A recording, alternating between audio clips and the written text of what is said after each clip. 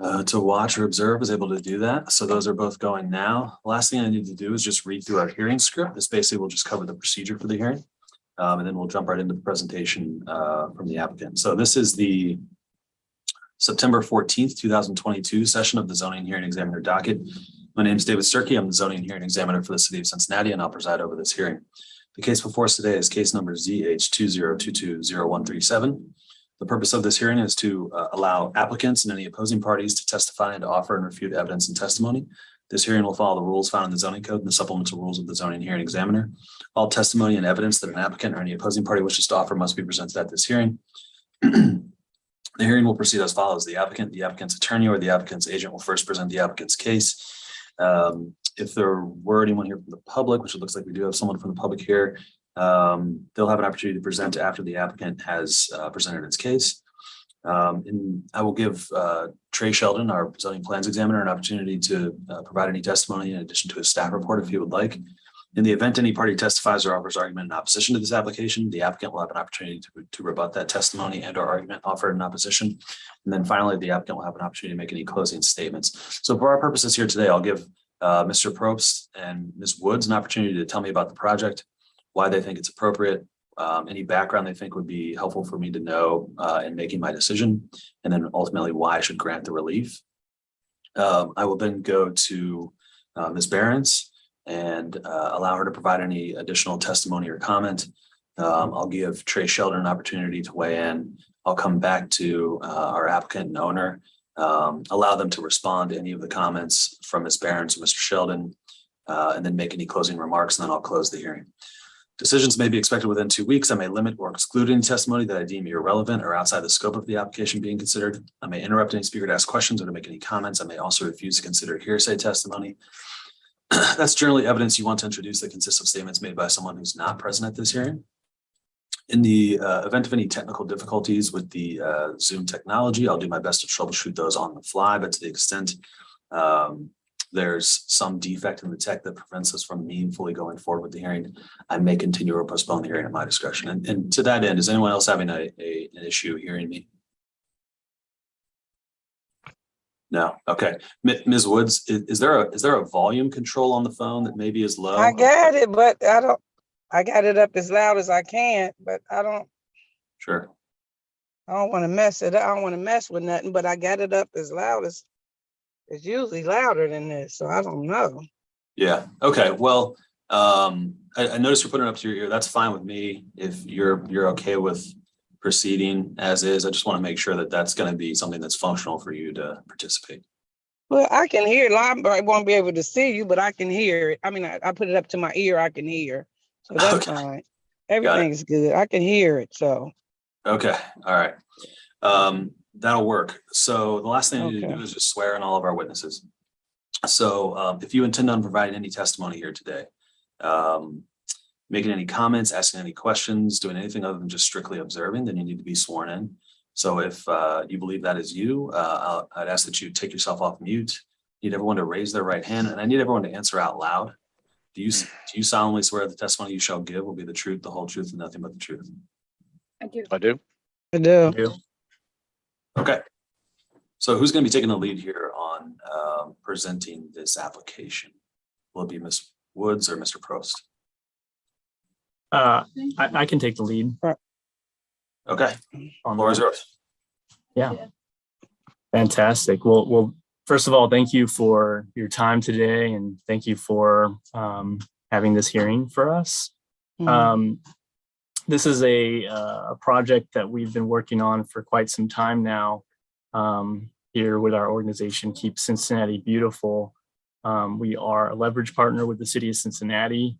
We work in all 52 neighborhoods to reduce blight, beautify neighborhoods, increase quality of life within the city of Cincinnati. This initiative is one of our programs called Spaces to Places.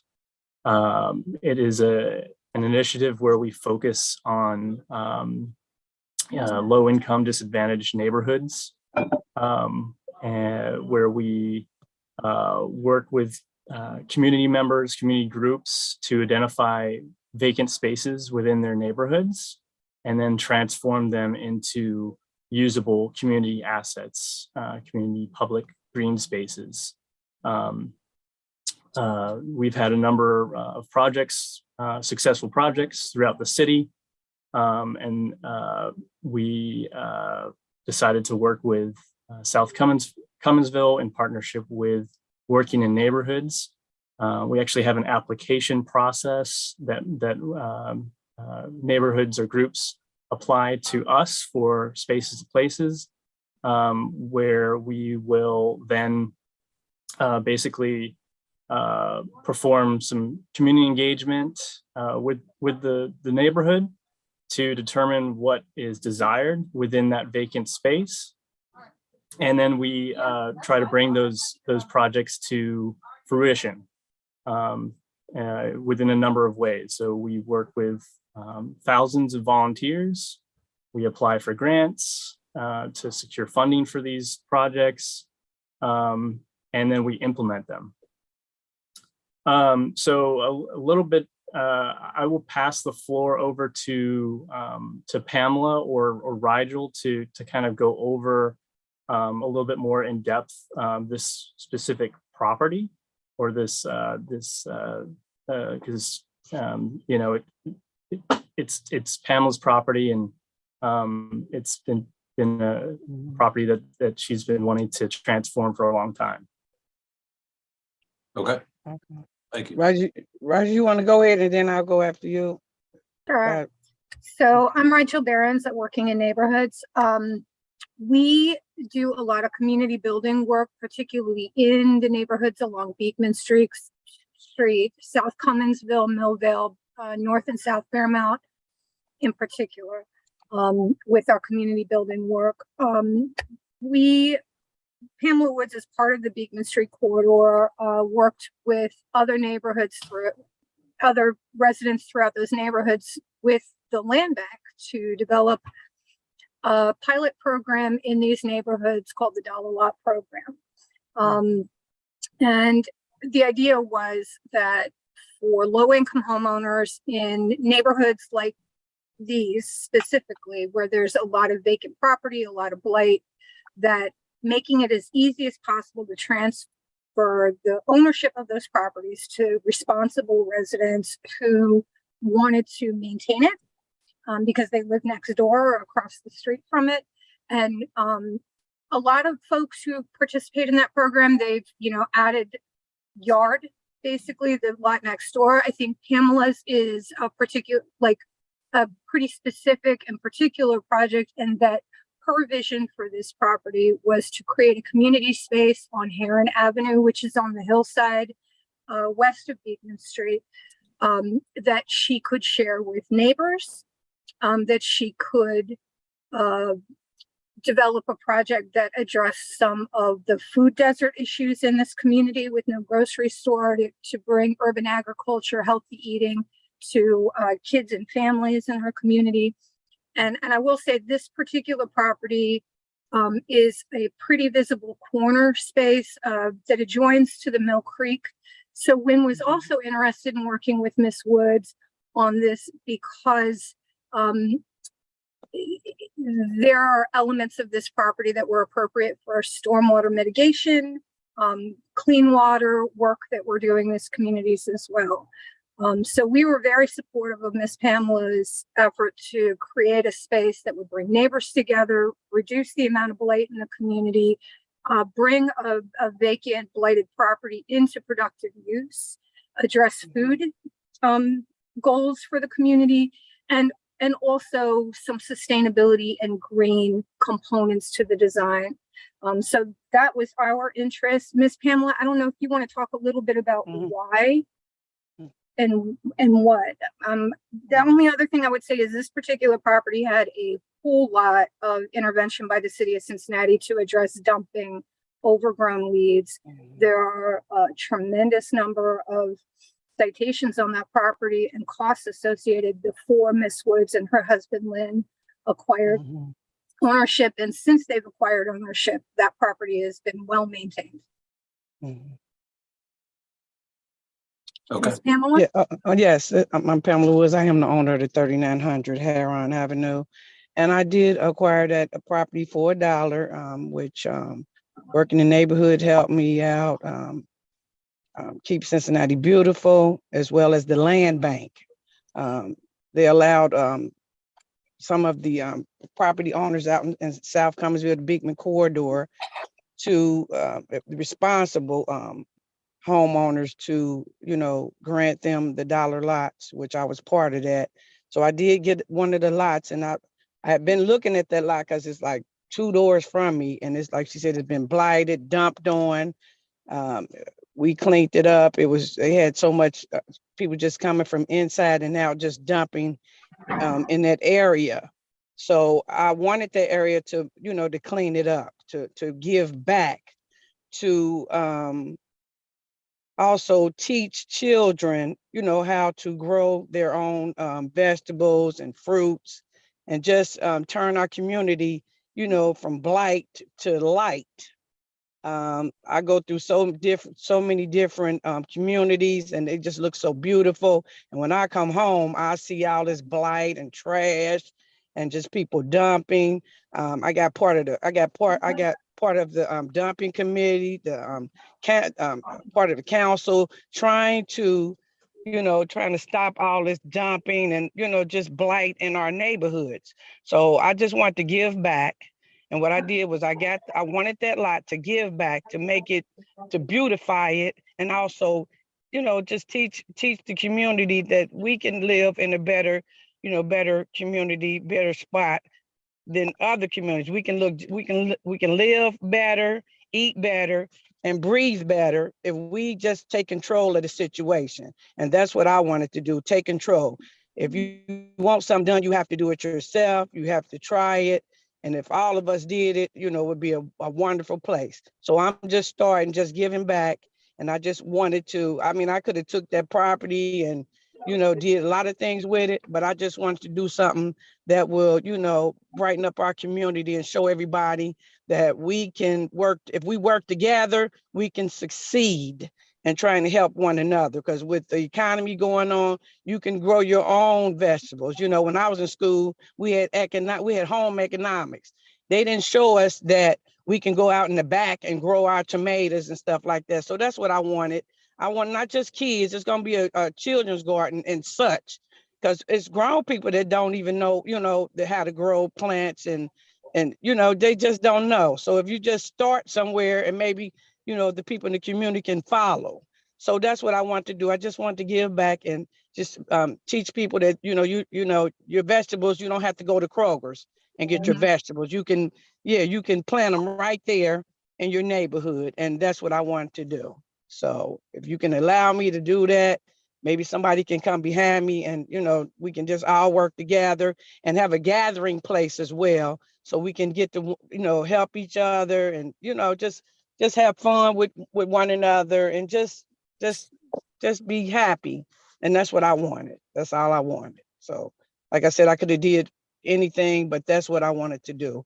I want to give back to the community, to clean up our community, because everybody feel like, they can come in our community and dump and we don't care, but we do care.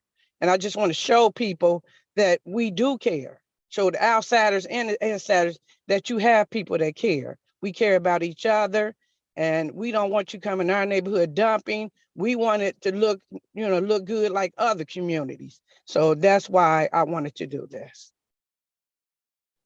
Okay.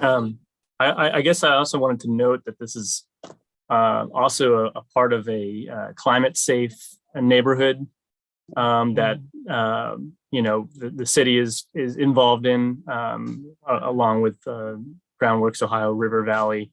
It's been a neighborhood that's been identified that they are have been doing studies on for a climate action plan. Okay. Okay. Great. Just a couple of questions before I let Trey weigh in here. So I have to, this application is in front of me for 2 zoning considerations. The first one is just to allow the use as a private or nonprofit park. and recreation facility. And the second is to allow the location of the accessory compost structure that's planned to be located within the park. And so my first question, just based on that prompt, is Ms. Woods, is it your intention to be the sole person responsible for the upkeep and maintenance of the park? And I know that's Yes. community space, but who's actually responsible for making sure this park stays a nice green community space? That would be me with, I guess, Keep Cincinnati Beautiful. They'll be helping me for the first 3 years, Alistair, if I'm not mistaken. But Yeah, after that, yeah, that's correct. I'm Yeah, sorry. again, we work with thousands of volunteers, and we bring volunteers consistently to our Spaces to Places projects. We have a number of them throughout the city, and we help maintain and establish them regularly and consistently. And I would also say that working in neighborhoods position is a position of support, technical assistance, and working with community members on projects like this. And we have our own pool of volunteer groups that we have also brought in to assist Ms. Woods with some of the larger scale invasive species removals, dumping, that kind of thing as well. So we are invested in continuing that relationship.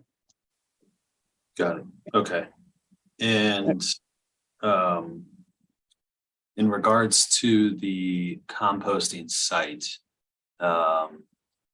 do any of you anticipate any adverse effects from having a composting site this close to residential? I think the main concern I see, I just saw earlier today, is that sometimes composting sites can produce some odor that is can be a nuisance for nearby properties. Can any of you speak to why that is not going to be a concern here? I can speak. Okay. Yeah, if you are regularly maintaining a composting bin, you shouldn't have issues with much smell when it's getting turned, when it's getting added, when you're adding to it consistently, adding amendments like leaves and other dry materials. You shouldn't have much of an issue with smell.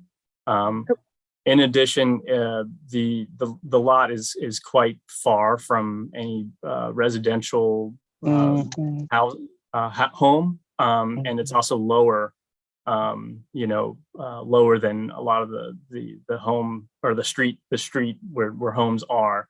So I really don't think that there's going to be any issue with smell. Right. And I would add that a lot of times some of that smell can be a component of like kitchen scraps and, like a lot of food, which there will be some as, end of season crops that maybe you've had fall. But largely, my understanding is that composting would be fed by waste that is being produced, maintaining that garden space anyway. So, yeah, there's not going to be additional, food scraps put in there. No. It's going to be utilized solely for the purpose of extra vegetables that are spent or debris within the area that be added to it. Gotcha. Okay. Did one of you say that there are no nearby residential? Is this the corner lot? Yes. It is. So that entire side of the street does not have any homes. There are some homes across the street in both directions, but there's a full street between that property and the next property. So it's not that there's a neighbor immediately adjacent to those parcels. Gotcha. Okay. Great. Thanks. Trey, anything you'd like to add to the? Sure, I might as well pick up where we just left off. For one thing, as with the earlier site we just dealt with about an hour ago, this is located such that the prevailing wind will be from the west, which is along the other side of Herron Avenue, which is on the west side of Herron Avenue, whereas this is on the east side. That is absolutely correct, what was just stated, that there are no dwellings north of this on the east side of Herron Avenue. And then the city owns the parcels to immediately to the east. So they border what is the west fork of the Mill Creek, one of the tributaries of the, not the main stem, but one of the tributaries of the Mill Creek down there. And the other point I'd like to make for the rest of you for reference, we just had another hearing involving compost. In part, at least. In this instance, David, this is a much smaller facility. This is not run on as a full farm. This is a couple of wood 3x3 bins here. So I mean, you're looking at when the tomatoes are spent or something, and they have to get the vines and stuff down from these raised beds here. They'll place them in there and gradually compost them. But they're not trying to bring in, unlike the other project we just reviewed, they're not trying to bring in large amount of exterior stuff. That was 500 square feet of compost in separate bins. This is 9 to maybe 18 square feet or something. So much smaller operation here. Can't say that if someone's out there working and they have a banana peel or something that they won't drop it in there, but it should be mostly generated on site. Couple other points to make. The principal structure here would be normally associated with a principal structure with a park rec thing. I've had several pocket parks which haven't required where I did the zoning work on them that didn't require any zoning relief, so they didn't come before you. But the zoo's done that in some locations and so on, has sponsored it. And I know that Mr. Probst or Alistair has other projects they've worked on where it's of a similar nature. So this meets all the setback requirements. The little shelter, or what they call the perch, meets the setback. It meets the setback requirements for the front yard setback for SF2. And as far as the location of the compost, I would point out that this is a practical consideration here. It's within a fenced area right next to the raised beds, and to locate it back further down the hill toward the rear of the property would do two things. One, it would require someone going all the way out the gate of this thing with whatever they had, walking down the hill and around to the compost.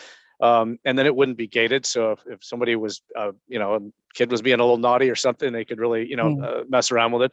And then if you put it too far back, you would be close to the watershed area of the West Fork of the Mill Creek. And part of the zoning code, chapter 1422, prohibits you from being too close to a water course. So, I think this is probably the best location for it, where it's toward the rear of the property. It meets the side setback requirements off of the bridge there on Powers.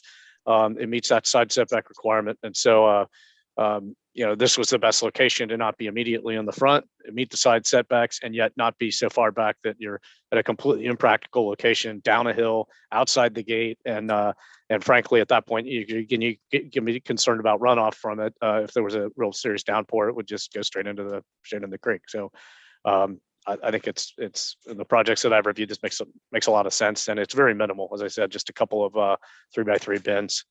Okay. That's about it. I did want to point out that partly the reason I haven't been contacted by many of the neighbors is simply because there are 17 of the surrounding neighbors have signed a petition in support of this. I don't think that was brought up, but you can see that in my staff report, and that's been provided as evidence for the application. So 17 surrounding neighbors are in full support of it. In fact, if I understand, many of them have kind of pitched in, and it's kind of like a barn raising now. They're out there ready to contribute and help Miss Woods and the two organizations involved here to make this a success. There's a written letter in the application indicating the support of the South Cumminsville Community Council. And I did want to point out that this supports the Live and Sustain initiatives of Plan Cincinnati and multiple objectives in Green Plan Cincinnati. And the last thing I wanted to say is, Ms. Woods, I wish there were more people like you. That's all I have to say. Maybe it'll rub off. That's what I want. I just want it to rub off. You see somebody doing something, you know, right, then somebody else will follow through. I believe in that. Thank you. You're very welcome. So thank you, Trey, for your testimony and your work on the staff report. Would anyone else like to say anything in closing or otherwise before we adjourn here today? Yeah, I just wanted to mention and thank you, Trey. We just kind of last minute, in addition to the community council letter of support and the neighbor petition signatures, we also got a letter of support from the Hamilton County Land Bank that's also included within that document as well. So we have that in there if you want to review it. Great. Yeah, I saw that this morning. I uploaded it to the Gage's page. So perfect. Thank you. that is a part of the record. Okay. I think we'll leave it at that. I want to thank everyone for their time and their testimony here today. I've had a chance to review the application materials, the staff report. Based on that and the testimony I've heard here today, I'm going to approve the project. I need to formalize that decision. Thank you. Written opinion. That usually takes about a week or so. As soon as I finish that decision, I put it into a PDF and then I email it to everyone who's in the hearing here today. So you all will have a copy of that really just moments after it's complete. As soon as you have that, you can work with Trey on getting the permitting approved. Any questions about any of that, the process? I would ask David. David, could you explain to them about the time limitation on this? Because although you're approving the conditional use here, they'll have a limited time in which to you have a limited time in which to go ahead and pull the trigger on constructing at least the shelter structure. I believe that's over 100 square feet. Just a bit over 100 square feet, and therefore it will require a building permit. So you do want to get that going, sooner than later. And David can speak to your time limitation, but you don't want to sleep on that. Yeah, the time limitation is technically 2 years, but if that does expire, you'll have to come back through and reapply for permitting. And so, yeah, I would encourage you to be expeditious about that. Once you have a permit once you have a permit in the pipeline, you could get extensions on that, or if you could take up to a year or two. You just need to apply for the permit for constructing these things prior to 2 years, if that makes sense, to just back up what David said. And then you have a bit more time to actually construct if you're looking for funding or whatever. Okay. Perfect. Thank you. So thank you. If any of you have any questions in the meantime, feel free to reach out to myself directly or to Trey. If you would like an update on the status of my decision, you can reach out to me directly and I'll let you know where I'm at. Otherwise, you'll be hearing from me shortly with a decision of approval. Good luck with the project. I think it's a great thing, and keep up the good work. Thank you so much. Appreciate it. Thank you, David. Thank you. Y'all have a nice day. You too.